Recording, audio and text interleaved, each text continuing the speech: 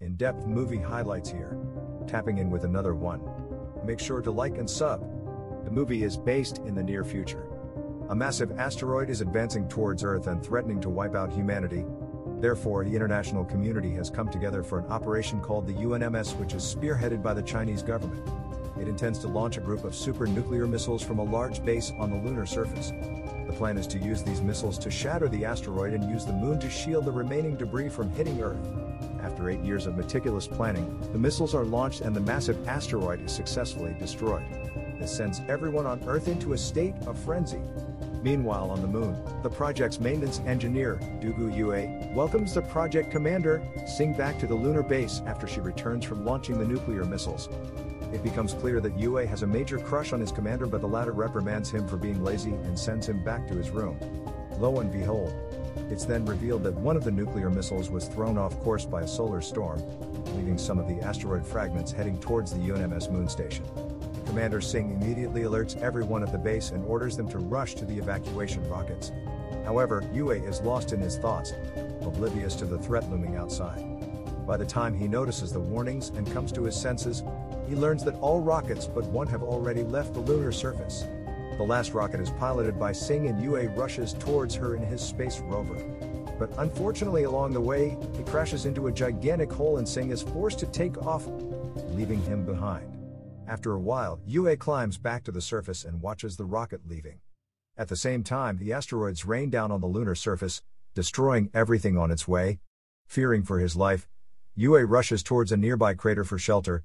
However, the impact from an asteroid throws him like a ragdoll, knocking him unconscious. Unbeknownst to him, another massive asteroid flies over the moon on its way to the Earth. Yue eventually gains consciousness, and as he begins to cuss out his teammates for leaving him behind, he finally notices the large asteroid on a collision course towards Earth. Soon, a gigantic explosion occurs, annihilating a large portion of the Earth's surface. Distraught, Yue immediately rushes back to the lunar base and tries to call for help. However, all his attempts to contact humans are met with silence.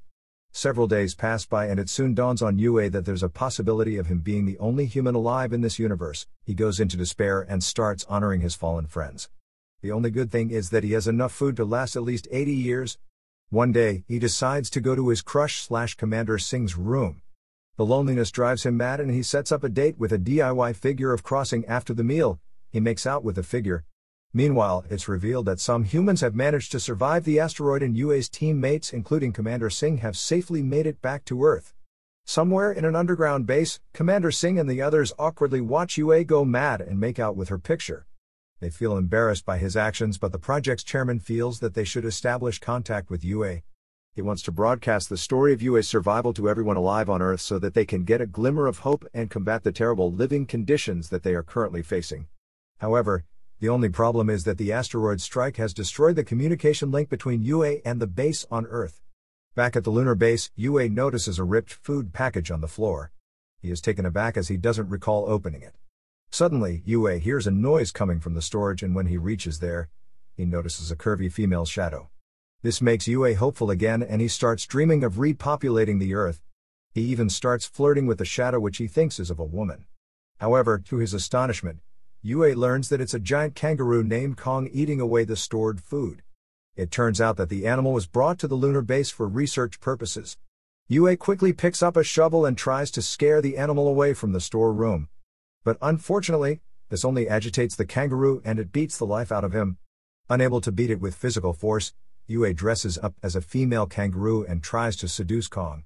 The trick works for a while, but it soon backfires on Yue when the kangaroo gets excited and tries to have coitus with him. In the process, Kong knocks off Yue's costume, exposing him. This infuriates the kangaroo even more and it kicks Yue across the room. As everyone on Earth watches in astonishment, a stubborn Yue pulls out his Gatling gun and indiscriminately fires at Kong with plastic balls.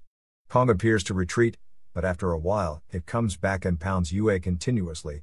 After hours of back and forth, the fight comes to an end when they both knock each other out on the ground. As Yue picks himself off the ground, he notices that the communication device is receiving signals from Earth.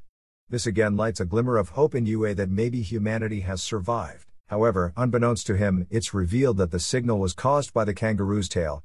After regaining the will to return home, Yue emotionally tells Kong that they might have a chance to return home again. However, the kangaroo ruins the moment and punches him again. 200 days have passed by since the incident, and now Yue has learned to coexist with the kangaroo. He has also conjured up an escape plan to Earth. He wants to utilize the spacecraft left behind by mission Apollo 18 to launch himself to a nearby space station and use its escape pods to return back to Earth. One day, Yue sets out to retrieve the spacecraft with Kong. The two eventually manage to bring it back into the base, but Yue realizes that the rocket can only carry a weight of 20 pounds. This problem can only be solved if he can find a different propulsion system. Luckily, the prototype of a nuclear weapon is still on the moon, so Yue decides to go and retrieve it. After gearing up with the necessary essentials, Yue immediately ventures out with Kong to retrieve the nuclear rocket. He is aware that the journey may take weeks as the research building housing the rocket is located on the other side of the moon. Back on Earth, Commander Singh and the others watch them anxiously, because Yue's vehicle is solely solar-powered and the sun only shines on the moon's surface for 14 days per lunar cycle. This means that the car can only travel 6,500 kilometers, but the research building is situated 8,000 kilometers away from Yue's base. After the sun sets on the moon, Yue is going to be stranded in the middle of nowhere and freeze to death. Just when all hope seems to be lost, Singh and the others notice that Yue is actually headed in the opposite direction. It turns out he is planning to chase the sunlight as the moon only rotates at 16 kilometers per hour. This gives Yue exactly 41 days to complete his mission, where he can only sleep 4 hours a day. With the days passing by, he becomes very dreary and even starts hallucinating. Fortunately, Kong is there to motivate him to keep going. After a long and perilous journey, the two finally arrive at the research facility. Inside, Yue finds the nuclear warhead and carefully lowers it to the ground. However, the kangaroo starts playing with the control buttons, endangering the mission and sending Yue into panic mode. On his way back to the home base with the warhead, Yue locks Kong inside his trunk to stop him from jeopardizing the mission again. It's a long and rough journey, so Yue plays loud music to keep himself entertained. As a result, he doesn't notice when the trunk carrying the kangaroo separates from the vehicle. After traveling hundreds of kilometers, Yue finally realizes that Kong has been left behind because of his mistake. Now, Yue is faced with a difficult decision. If he goes back to get Kong, he will lose the sunlight and the vehicle will stop working. But if he doesn't go, Kong will freeze to death. Yue contemplates for a while and eventually decides to go head back and retrieve the kangaroo, putting his own life in danger. After hours of traveling in the opposite direction, he makes it to the truck and reunites with his friend. The two share an emotional moment, and just like a puppy, Kong licks him out of excitement. The two then set out on their journey towards the base while trying not to fall asleep as the sun continues to move farther away from their vehicle. Unfortunately, even after their best efforts, the sun eludes the two, making it impossible for them to survive. Despite this, Yue refuses to give up and he continues to drive the vehicle as it is forced into its last hours of battery. He also turns off the heat to conserve as much energy as possible. Eventually, the car runs out of battery and it comes to a halt 55 kilometers away from their base. Now, the duo only has 3 hours of oxygen left and Yue finally gives up. He emerges out of the vehicle and waits for his death. However, an idea suddenly strikes him when he notices that his animal friend is attracted to the reflection from his mirror. He quickly pulls out the door of his vehicle and transforms it into a sled which will be powered by Kong. Yue then flashes light beams in front of the kangaroo to make him chase it. The trick works and he starts sliding across the moon's surface like Santa Claus. After a while, the two come across a giant pit, but Yue again refuses to give up and instructs Kong to jump across it. As they fly over the giant hole, he unleashes the gas tank on his back, which gives them enough thrust required to make it to the other side and eventually to the base. Back on Earth, the project's chairman broadcasts Yue's journey to the remaining humans, and it gives them courage and hope for humanity's survival. On the moon, Yue eventually brings back the giant warhead and prepares for his return to Earth. Unbeknownst to him, it's revealed that a second asteroid is headed towards Earth. Later, Yue receives another signal and becomes hopeful that the surviving humans on Earth are trying to contact him. Unfortunately, his happiness soon turns into disappointment when he sees that it is actually coming because of the kangaroo messing with the wires. Hence, Yue again loses hope and decides to abort his mission. However, the people back on Earth refuse to let him give up and think of an idea to contact him. All of them gather at one particular place and collectively shine their flashlights towards the moon. Yue eventually notices the signal and gets moved to tears, realizing that he is not the only human alive. Later, with reinvigorated motivation, He realigns the receivers and is finally able to contact the humans on Earth, including his crushed commander. Crossing in a private moment, Yue confesses to Singh that she was the sole reason for him to come on the UNMS mission. Singh is moved by his confession and she apologizes for leaving him behind. In the next scene, Yue, with the help of his teammates back on Earth, starts modifying the propulsion system of the rocket using the atomic weapons so it can take him back home.